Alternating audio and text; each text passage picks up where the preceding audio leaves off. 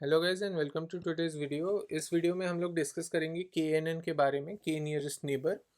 ये one of the simplest algorithm है machine learning में और ये सुपरवाइज्ड लर्निंग एल्गोरिदम है। तो KNN काम कैसे करता है? ये सिमिलैरिटी अज्यूम करता है between new data and available data, और उसके बाद उस सिमिलैरिटी के बेसिस में वो न्यू डेटा को जो है कैटेगराइज करता है which is most similar to the available data. तो एक एग्जांपल लेते हैं। यहाँ पे जैसे हमारे पास एक ग्राफ दिख रहा है आपको, जहाँ पे दो एक्सिस है x1 एंड x2, एंड इस ग्राफ में दो क्लास है, blue class which is class A and green class which is class B. और हमारे पास एक टेस्ट केस है which is in red star as you can see. तो हमें डिफाइन करना है ये रेड जो क्लास है हमारा, ये जो अनलेबल्ड डेटा सेट है, इसको हम किस में कैटेगराइज करें, क्लास ए में या क्लास बी में। तो इसमें अगर हम लोग उन KNN अप्लाई करें विथ k का वैल्यू 3, तो हम क्या करेंगे, इस क्लास से, इस अनलेबल्ड क्लास से हम सबसे नज़दीकी 3 नेबर चुनेंगे इनका, और उसके बाद जो मैक्सिमम नंबर ऑफ नेबर्स होगा, जो कैटेगरी जो मैक्सिमम नंबर ऑफ नेबर्स के होंगे, हम लोगों ने ये रेड को वो क्लास में कैटेगराइज कर देंगे। जैसे कि इसमें मैक्सिमम नंबर ऑफ नेबर्स थे ग्रीन, तो हमारा जो रेड बन गया वो ग्रीन बन गया which is class B. Alright, तो KNN काम कैसे करता है? सबसे पहला स्टेप होता है select the number of k।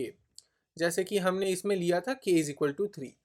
अभी जब हम k का वैल्यू सिलेक्ट कर लिए, स्टेप 2 होता है to calculate the Euclidean distance between k number of neighbours. हम अभी इनके ये जो नेबर्स है इनके बीच का डिस्टेंस को कैलकुलेट करेंगे, इनके बीच का यूक्लिडियन डिस्टेंस को कैलकुलेट करेंगे। ऑलराइट, यूक्लिडियन डिस्टेंस का फॉर्मूला ये होता है root under x2 minus x1 का whole square plus y2 minus y1 का होल स्क्वायर। अभी जब हम कैलकुलेट कर लिए है वो डिस्टेंस एंड k सिलेक्ट कर लिए है, our third job is to take the k nearest neighbour as per the calculated Euclidean distance.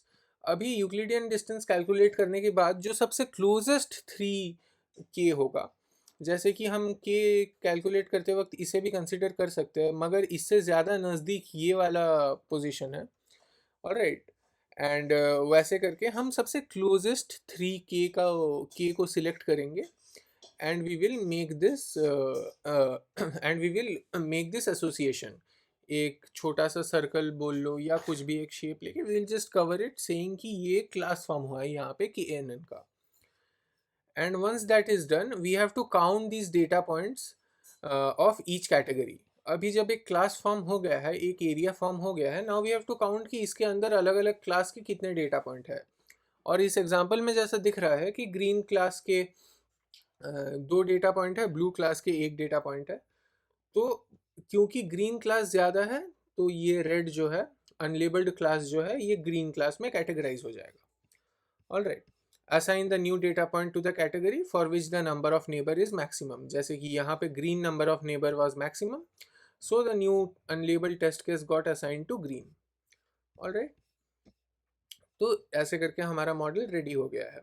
अभी इसमें k का वैल्यू कैसे k जो होता है उसका वैल्यू कैसे हम लोगों ने डिटरमाइन करेंगे। there are lot of ways to determine the value of k, but usually it is very much it depends on the type of data set you have, it depends on the type of project you are working with, the most important, but it is usually a good habit to experiment with different k's। तो अलग अलग k का value के साथ experiment करना चाहिए, and we have to then choose the k with the highest accuracy that has been performed in unlabelled data set, and उसे choose कर लेना चाहिए। अब ये के नियरेस्ट नेबर का कुछ प्रोज एंड कॉन्स भी है जिन्हें चलिए देख लेते हैं थोड़ा। जैसे कि इनका प्रोज है कि ये बहुत सिंपल एल्गोरिदम है, जैसे कि अभी अभी हमने देखा, इसमें ज़्यादा कुछ कॉम्प्लिकेशंस है नहीं, वेरी ह्यूमनली इंट्यूटिव एल्गोरिदम है ये। और ये एल्गोरिदम बहुत रोबस्ट है नॉइजी डेटा के लिए भी, ये एल्गोरिदम नॉइज़ को अच्छा से पकड़ सकता है, and it can work around noisy data without much problem. Algorithm के एक्यूरेसी में ज़्यादा फ़र्क आएगा नहीं, और ये बहुत लार्ज डेटा सेट पे भी इफेक्टिव होता है क्योंकि ये सिंपल टू इम्प्लीमेंट है, ईजियर टू अंडरस्टैंड है। तो एक इंट्यूटिव नेचर के साथ ये लार्ज एल्गोरिदम में भी, लार्ज डेटा सेट में भी इफेक्टिवली काम कर सकता है। और इसके कुछ कॉन्स भी है, जैसे कि हमें हमेशा डिटरमाइन करना पड़ेगा के का वैल्यू, और जैसे कि हमने अभी कहा कि to determine the value of K हमें अलग अलग के साथ एक्सपेरिमेंट करना पड़ेगा, उनका यूक्लिडियन डिस्टेंस नापना पड़ेगा एंड ऑल दैट। तो ये एंटायर प्रोसेस जो है थोड़ा सा टाइम कंज्यूमिंग हो सकता है, थोड़ा सा रिसोर्स कॉस्टली हो सकता है, बट एट द एंड ये कौन है इस पूरे के एन एन एल्गोरिदम का. And one last con that it has a drawback, you might say, is that it requires a high computational cost usually for calculating the distance between data point and for all the different training samples.